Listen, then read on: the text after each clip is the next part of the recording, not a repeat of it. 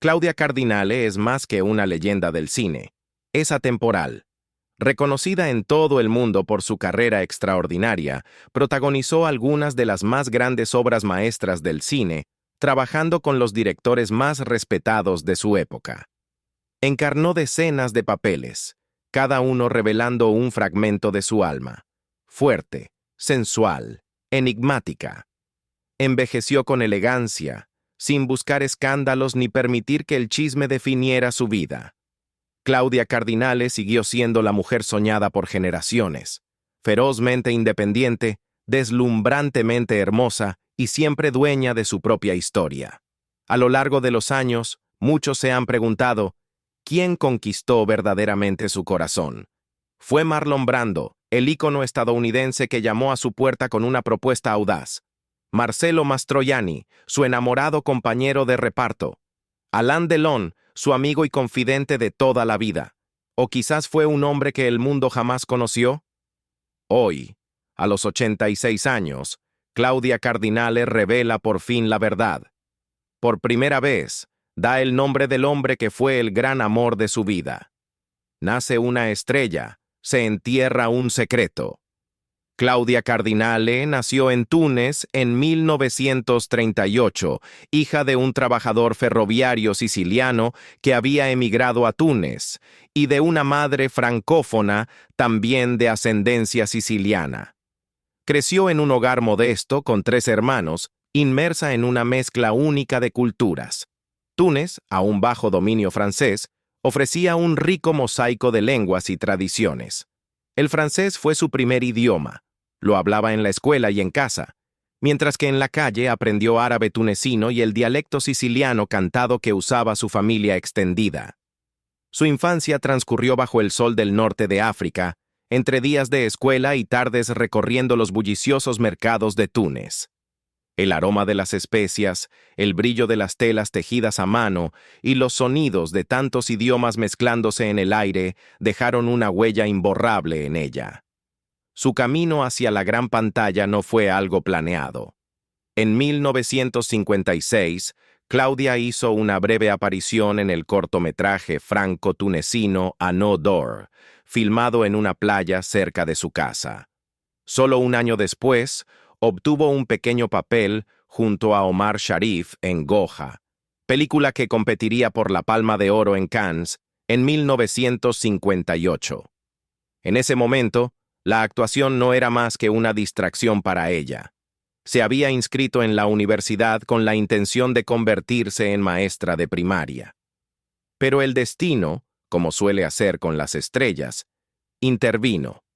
En uno de sus recuerdos más contados, Claudia relató el momento crucial que cambió su vida. Estaba entre el público en el concurso de la chica italiana más bella de Túnez, mirando a las chicas en el escenario, dijo. De repente, un hombre me subió al escenario y me puso la banda. El premio era un viaje al Festival de Cine de Venecia. En aquel entonces, el bikini no era común en Italia, y yo llegué con uno, cubierto por una yeyaba. Todos los paparazzi me fotografiaban. Estaba con mi madre, muy joven. No entendíamos lo que pasaba. Todo fue por el bikini. Luego me ofrecieron hacer cine y dije que no. Cuando subí al avión de regreso, había una foto mía en el periódico con el titular, La chica que rechazó el cine. Cuanto más intentaba alejarse, más la buscaban las cámaras. Su belleza natural, su porte y su aire de misterio la hacían irresistible para los directores. Finalmente, Claudia aceptó una oferta para estudiar actuación en el prestigioso Centro Sperimentale di Cinematografia de Roma, la Escuela Nacional de Cine de Italia. Pero su estancia allí fue breve. Se sintió ajena al estilo de enseñanza del método, su italiano era limitado y la nostalgia la consumía. Tras poco más de un mes, regresó a Túnez. Allí, con solo 18 años, vivió uno de los episodios más oscuros de su vida. Un día, mientras caminaba de regreso de la escuela en Túnez, un hombre en un coche me agarró, me violó y quedé embarazada, reveló después. En una sociedad conservadora y bajo la estricta mirada de su padre tradicionalista, el mundo de Claudia se desmoronó. La desesperación estuvo a punto de consumirla. Pero con el apoyo de su madre y su hermana, logró seguir adelante. Para proteger a la familia del escándalo, fue enviada a Londres para dar a luz en secreto. Su hijo, Patrick, quedó al cuidado de unas monjas en Italia. Públicamente, la familia fingió que era su hermano menor. Cuando tenía 4 años y medio, Patrick se reunió con los padres de Claudia en Túnez. Aunque intentó alejarse del ojo público, los medios italianos no la dejaban desaparecer. La historia de la chica que rechazó la fama seguía llenando titulares, y los directores no dejaban de llamarla. Cansada y necesitada de estabilidad financiera, aceptó un contrato a largo plazo con Vides Films, la compañía del influyente productor Franco Cristaldi. Cristaldi había organizado su estancia discreta en Londres durante el embarazo y ahora, protegiendo cuidadosamente su imagen, la impulsó en una sucesión vertiginosa de papeles. Pero el contrato tenía un precio.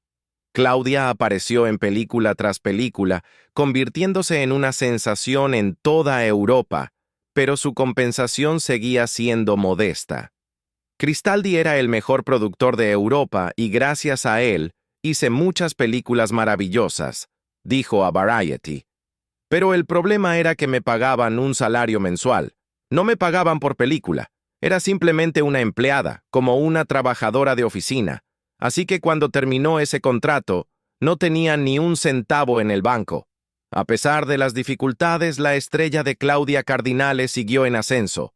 Detrás de cámaras, era una madre soltera navegando una industria implacable. Frente a la cámara, irradiaba una fuerza silenciosa, cautivando al público con su mirada expresiva y una presencia inconfundible. Su pasado, doloroso y poético a la vez, se entrelazaba con cada personaje que interpretaba. Y aunque en ese entonces hablaba poco al respecto, las heridas de sus primeros años moldearon su fortaleza, sus decisiones y los secretos que llevó consigo hasta la vejez. Franco Cristaldi. El interés de Cristaldi por Claudia resultó no ser solo profesional. Lo que comenzó como un acuerdo estrictamente laboral, pronto se transformó en algo mucho más personal. Cristaldi no se conformó con dirigir la carrera de Cardinale. Se convirtió en el arquitecto de su vida pública y privada. Fue él quien organizó que diera a luz en Londres para mantener su embarazo fuera de la prensa italiana, y quien elaboró cuidadosamente la historia de que su hijo Patrick era en realidad su hermano menor. Como explicó más tarde Cardinale, yo no quería ser actriz, lo hice para poder ser independiente. Bajo la protección de Cristaldi, logró esa independencia, pero a un alto precio. Para 1961, Cardinale ya había regresado a Italia y aparecía en una serie de películas bien recibidas por la crítica. Sin embargo, fue la influencia de Cristaldi entre bastidores la que moldeó cada aspecto de su incipiente estrellato.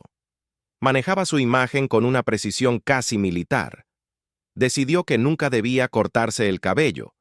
Delineó los contornos de su personaje público como la respuesta italiana a Marilyn Monroe y Brigitte Bardot, e incluso controlaba con qué amigos podía relacionarse. En palabras de un observador contemporáneo, estaba atrapada como un pajarito en una jaula de oro, con una fama que se convirtió en prisión dorada. Su relación personal reflejaba esa misma dinámica de control y dependencia. Aunque Cristaldi había estado casado antes y tenía un hijo, Massimo, con su primera esposa, Carla Simonetti, solicitó al Vaticano la anulación de ese matrimonio para poder estar con Cardinale. En 1966, la pareja celebró lo que Cristaldi llamó una boda en Las Vegas, aunque, como aclaró rápidamente Cardinale, él organizó una fiesta de matrimonio, pero nunca me casó oficialmente. La ceremonia, no reconocida en Italia, consolidó su vínculo a los ojos del público y de la prensa.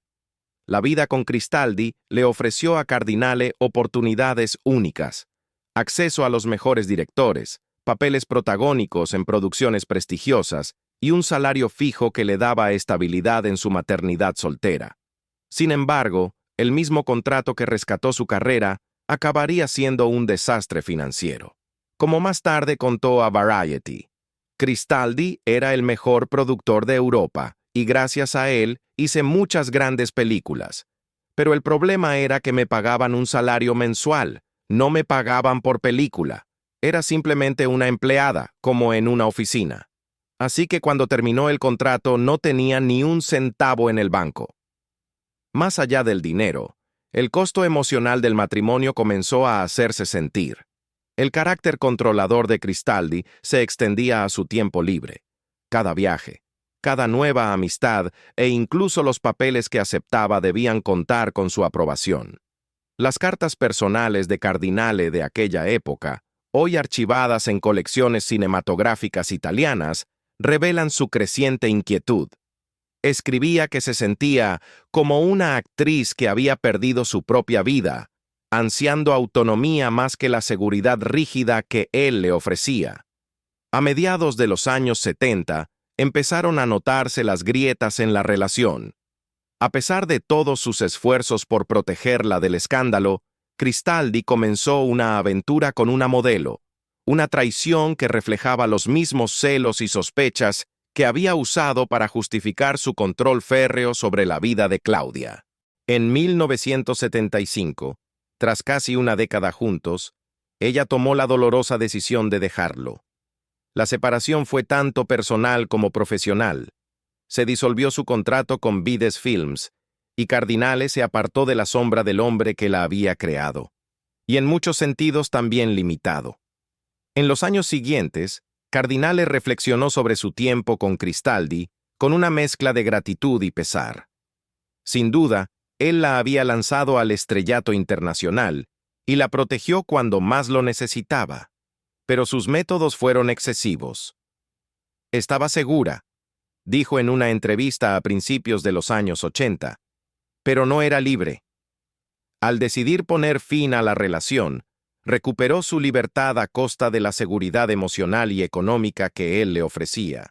Cristaldi se casó en 1983 con la actriz eritrea Saudi Araya y se mantuvo activo en la producción cinematográfica hasta su muerte en Montecarlo en 1992. Le sobrevivieron Saudi, su hijo Massimo y su hijo adoptivo Patrick, el hijo de Cardinale, a quien Cristaldi ayudó a criar.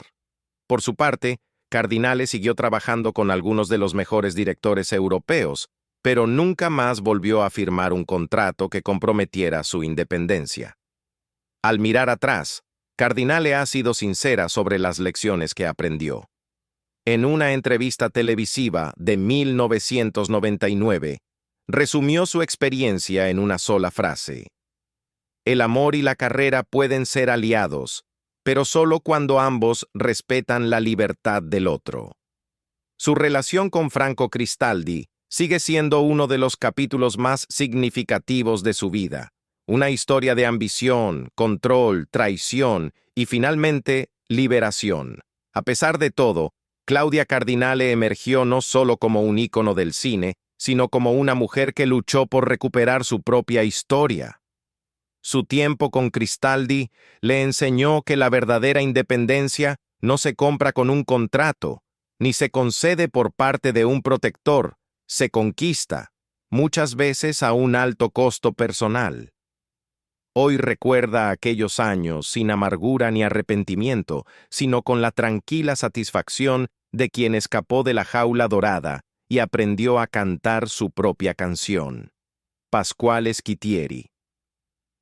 Poco después de terminar su relación de una década con Franco Cristaldi en 1975, Claudia Cardinale se sintió atraída por una nueva fuerza creativa. Fue en el set de I Guapi, donde conoció por primera vez al intransigente director Pasquale Schitieri.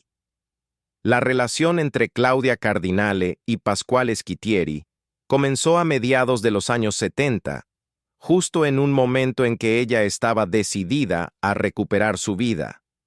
En 1975, rompió con Cristaldi y anuló su contrato con Vides Films. casi de inmediato, sintió las consecuencias de aquella decisión. Conocer a Pasquale, recordó más tarde, interrumpió un sistema que se había construido conmigo y a mi alrededor. Cristaldi era un productor muy importante y nadie quería ir en su contra. Tanto Pasquale como yo nos encontramos con obstáculos en el trabajo. Pero valió la pena enfrentarlos. Por primera vez, Cardinale trazaba su propio camino, tanto en lo personal como en lo profesional. Se conocieron en el set de I Guapi, dirigida por Schittieri. Cardinale recordaba con claridad ese primer encuentro.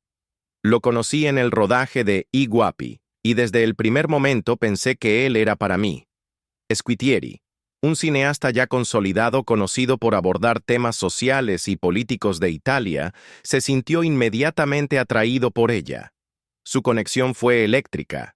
Ella, el ícono libre que había pasado años bajo el control remoto de los contratos de estudio. Él, el artista apasionado e intransigente, que se convertiría en su colaborador y poco después en su pareja. A los pocos meses, Cardinale y Schittieri eran inseparables. Se casaron discretamente, aunque hay fuentes que difieren sobre si legalizaron formalmente la unión, y al final de la década tuvieron una hija, a la que llamaron Claudia, repitiendo el nombre de la madre y subrayando el profundo lazo personal que definía su relación. Durante más de 4 décadas, hasta la muerte de Schittieri, el 18 de febrero de 2017, a los 78 años, permanecieron unidos. Como pareja en la crianza de su hija, en el respaldo mutuo a sus trabajos, y en la navegación de las a menudo traicioneras aguas de la cultura y la política italianas. Para Cardinale, la vida con Schittieri significó libertad al fin. Más adelante, reflexionó, durante más de 15 años, me consideraron y me trataron como un objeto, un proyecto que debía fabricarse y comercializarse. Durante buena parte de mi vida adulta, fui una creación ajena. Decidían qué películas debía hacer, qué ropa usar, cómo peinarme, e incluso con qué amigos podía relacionarme. Era como si me manejaran con control remoto. La llegada de Schittieri cambió todo eso. Él la animó a decir lo que pensaba, a elegir papeles que la desafiaran y a mantenerse fiel a sus convicciones, incluso cuando esas convicciones los ponían en riesgo.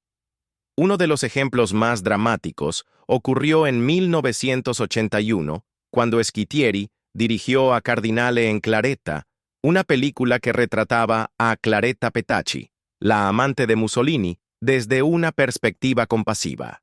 El proyecto fue profundamente controvertido. Muchos italianos aún rechazaban cualquier intento de humanizar a figuras asociadas con el fascismo. Sin embargo, Cardinale se volcó en el papel, describiéndolo como una de las películas más difíciles que hizo y elogiando la profundidad con la que Schittieri había construido el personaje. Un personaje creado con detalle al que quise muchísimo. La recepción de la película fue polarizada. Algunos críticos la condenaron como una romantización irresponsable, mientras que otros admiraron el valor de Cardinale al aceptar un papel tan desafiante. Para ambos, actriz y director, la controversia solo fortaleció su vínculo. Habían resistido juntos la censura pública, reafirmando su compromiso con la integridad artística por encima de la aprobación fácil. Su vida personal fue igualmente poco convencional. Aunque profundamente enamorados, nunca se ajustaron a las expectativas tradicionales. Cardinale se negó a tomar el apellido de Schittieri e insistió en que su hija llevase el apellido de él, como si ella se hubiera casado con su familia. En público, Schittieri era conocido por su franqueza. Decía lo que pensaba, incluso si se ganaba enemigos, señaló Cardinale. Y ella admiraba esa valentía.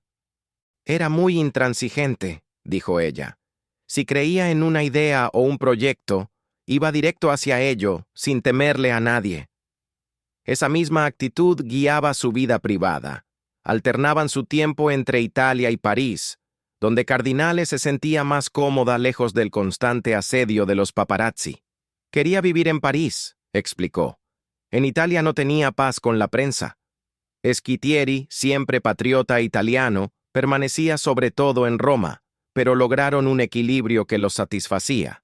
Una relación a intervalos que mantenía la chispa viva, llena de emoción y misterio. Su hija, Claudia, creció rodeada de arte y activismo. Schittieri, lector y pensador incansable, la introdujo en ideas complejas desde pequeña. Cardinale comentó después que su hija heredó la curiosidad intelectual de su padre. Él la hacía leer libros difíciles y le enseñó a debatir ideas desde muy joven. En 2019, Claudia Schittieri publicó L'Indomabile, un libro que traza la carrera de su madre, su lucha por los derechos de las mujeres y las asociaciones artísticas que definieron su vida. Un homenaje adecuado al compromiso de la pareja con causas más grandes que ellos mismos. A pesar del profundo vínculo que compartían, las exigencias de sus respectivas carreras a veces ponían tensión en su relación. Las películas de Schittieri requerían extensas investigaciones y rodajes en lugares complicados, mientras que Cardinale continuaba aceptando papeles en toda Europa y ocasionalmente en Hollywood.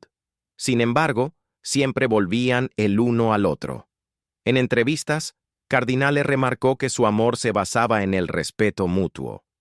Pasquale fue el único hombre de mi vida, el único al que amé de verdad. Él despertó mi conciencia como mujer. Me hizo feliz durante muchos años. Su última película juntos fue Li chiamarono Briganti, una épica histórica sobre el Risorgimento vista desde la perspectiva de los derrotados. Cardinale recordaba el rodaje como increíble, un presupuesto bajo, pero una película de $1 millón. Pasquale era creativo en todo. Llevaba años estudiando para esa película. La experiencia reafirmó lo que más valoraba en su pareja, su dedicación a contar historias que dieran voz a los marginados. Tras la muerte de Schittieri, en 2017, Cardinale habló abiertamente de su dolor. En una entrevista con Corriere della Sera, dijo: «Fue el único amor de mi vida. Con Pasquale siempre fuimos amigos y estuvimos unidos. Nos cuidábamos mutuamente. Hablamos por teléfono apenas unos días antes y parecía estar un poco mejor». Voló a Roma para despedirse de él, del mismo modo en que décadas atrás había cruzado el océano para estar con él en Nueva York. «Lo llamé a través de un amigo artista», relató sobre su romance inicial, y él dijo: «Aquí estoy». «Tomé el avión y me esperó en el aeropuerto», exclamó. «Viniste a buscarme». Y era cierto. Lo había elegido como el hombre de mi vida. Mirando hacia atrás esos 42 años juntos, Cardinale reconoce que Schittieri le dio más que amor. Le dio libertad, respeto y un sentido de propósito más allá de la pantalla. Le dijo a un periódico francés: «Siempre mantuvimos el contacto, incluso después de su matrimonio con Ottavia. Estuvimos el uno para el otro. No puedes imaginar lo que sentí cuando supe que se había ido». Los hombres y mujeres que orbitan el mundo de Claudia Cardinale. De adolescente, idolatraba a Marlon Brando desde la distancia, coleccionando fotografías y memorizando cada una de sus líneas. Años más tarde, mientras rodaba en Nueva York, se encontró cara a cara con su ídolo. «Estaba haciendo una película en Estados Unidos, en Nueva York», recordó riendo, cuando de repente, toc, toc, toc, era Marlon Brando. Me dijo: «Soy Aries como tú, tenemos que hacer el amor». Yo le respondí: «No». Pero cuando cerré la puerta pensé: «¡Qué estúpida soy!». Nunca se arrepintió de esa firme negativa, aunque, como admitió, después deseó haber sido más valiente. A finales de los años 50 y principios de los 60, Cardinale trabajó junto a Marcello Mastroianni en 4 películas. Su química en el set era innegable. Él coqueteaba abiertamente, y los compañeros susurraban que estaba enamorado de ella. «Hice 4 películas con Marcello», contó una vez a un entrevistador. «Él estaba enamorado de mí, pero nunca acepté». Incluso colaboraron en un proyecto planeado por Federico Fellini, Mandrake, que habría reunido a Cardinale y Mastroianni bajo la visión surrealista del director. pero los productores se echaron atrás por los costos y por la insistencia de Fellini en que fuera Cardinale y no otra estrella, y la película nunca se realizó. Con el tiempo, ella lo vio como un alivio. El coqueteo podría haber seguido, pero también las complicaciones. Mientras la admiración de Mastroianni nunca fue correspondida, otra gran estrella, Brigitte Bardot, jamás fue una rival, sino una inspiración. La reina del sex appeal europeo despertó la frase de un columnista. Después de Bebe viene CC, ¿no? Pero Cardinale insistió en que solo sentía admiración. Yo era fan de Brigitte Bardot. ¿Quién no lo sería? Cuando era joven, ella era mi ídolo. Amaba su elegancia y su poder natural. Era única. Su eventual pelea de gatas en pantalla en la comedia western francesa Les Pétroleuses fue más juguetona que maliciosa. Una muestra amistosa de su estatus compartido, más que una competencia amarga. Quizás su amistad más duradera en pantalla fue con Alain Delon, cultivada bajo la mirada perfeccionista de Luchino Visconti durante la filmación de El Gattopardo. Visconti, siempre exigente, susurraba en francés antes de las escenas íntimas. No quiero besos falsos, y hasta organizaba ensayos para que Delon pudiera practicar cómo conquistarla. Pero Cardinale vio más allá del juego. Entendí la apuesta, dijo, y con algo de habilidad logré esquivar los peligros. Luchino me valoró aún más por eso. A pesar del encanto de Delon y los intentos de Visconti por emparejarlos, ella nunca se enamoró, aunque los dos siguieron siendo amigos muy cercanos durante décadas. En el Festival de Cannes de 2010, cuando se estrenó la versión restaurada de El Gattopardo, Delon le apretó las muñecas con tanta fuerza que casi se las rompe, con lágrimas en los ojos. Me dijo, ¿pero no nos hemos besado siempre en esta película?, recordó ella, sonriendo al evocar el momento. Al otro lado del Atlántico, los galanes de Hollywood también cayeron rendidos. Rock Hudson fue el único hombre en quien realmente confió durante su estancia en Los Ángeles. En sus 2 años en la ciudad, Hudson la cuidó como un hermano devoto, asegurándose de que se sintiera como en casa, lejos de Túnez. Era un buen amigo que me cuidó cuando vivía en Los Ángeles, contó. En contraste, Tony Curtis fue advertido por su entonces protector, Franco Cristaldi, quien supuestamente tenía conexiones con la mafia. Curtis se tomó en serio la advertencia y se mantuvo a distancia, aunque Cardinale sospechaba que, de no ser por eso, él habría intentado conquistarla. Steve McQueen, por su parte, se limitaba a regalarle obsequios curiosos. Venía a verme a Roma todo el tiempo, confió ella, y siempre me traía un par de medias, de encaje negro, verde oscuro. Tenía tantas que ni siquiera las abrí todas.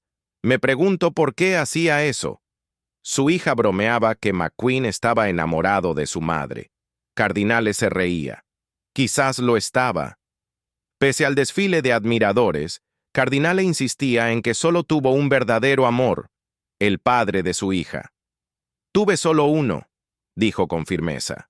El padre de mi hija. Cuando nació Claudia, Cardinale se propuso evitar el escándalo.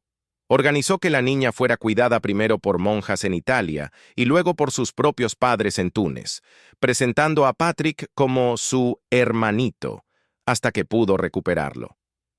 Aunque los tabloides murmuraban, nadie sabía la verdad con certeza, y Cardinale aprovechó su creciente fama para proteger el anonimato de su hija. Sus amistades con hombres del medio a menudo desafiaban la etiqueta de símbolo sexual que tanto detestaba. No me gusta esa etiqueta de símbolo sexual, declaró. Soy actriz. Para hacer este tipo de trabajo, hay que ser muy fuerte por dentro. Esa fuerza le permitió mantener vínculos genuinos con sus colegas, desde el sacerdote que le escribió cartas de amor hasta los innumerables fans que le escribían cada semana. Recibo una cantidad increíble de cartas de admiradores, admitió. Quieren estar conmigo, vivir conmigo. Pero, dijo con una sonrisa traviesa, a todos los rechacé. Detrás de las cámaras, sus amistades con los directores se convirtieron en relaciones de respeto y cariño. Visconti se volvió un mentor que le enseñó disciplina y precisión. Fellini adoraba su presencia terrenal y la trataba como su musa.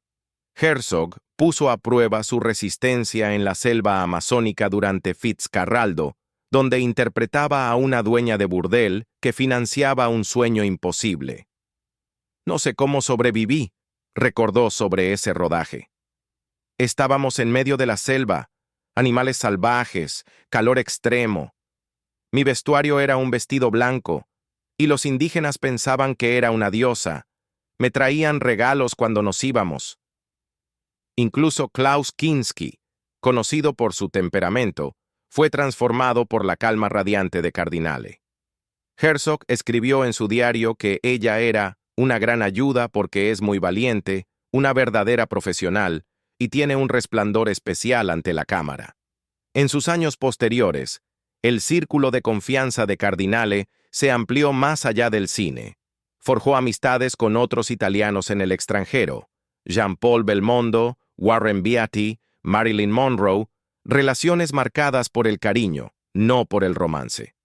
Monroe una vez la invitó a quedarse en su casa, una experiencia que Cardinale describió como increíble.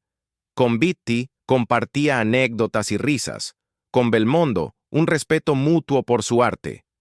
A pesar de todo, siempre tuvo claro que la verdadera intimidad era rara en la industria.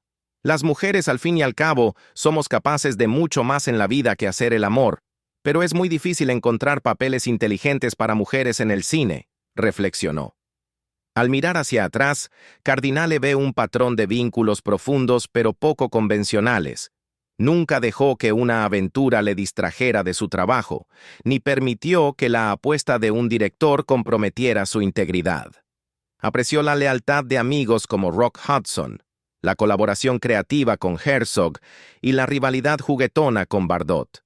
Pero por encima de todo, valoró su amistad con Delon, un lazo que sobrevivió a cualquier romance de ficción. Me llamó hace apenas unos meses, dijo tras su muerte, y lo extraño terriblemente. Siempre firmaba sus cartas, por siempre tuyo, Angélica. Y así, a sus 86 años, Claudia Cardinale nombra por fin al amor de su vida, sin haber sacrificado jamás la feroz independencia que la convirtió en leyenda. Desde acrobacias arriesgadas y embarazos secretos hasta romances legendarios en pantalla y amistades inquebrantables, su historia es de resiliencia, respeto y el coraje de alejarse cuando era lo correcto. Si el viaje de Claudia te emocionó, dale like al video, compártelo con otros amantes del cine y no olvides suscribirte para más historias de los grandes íconos del séptimo arte. ¿Cuál de las relaciones de Claudia o momentos de fortaleza interior te conmovió más? Cuéntanos en los comentarios.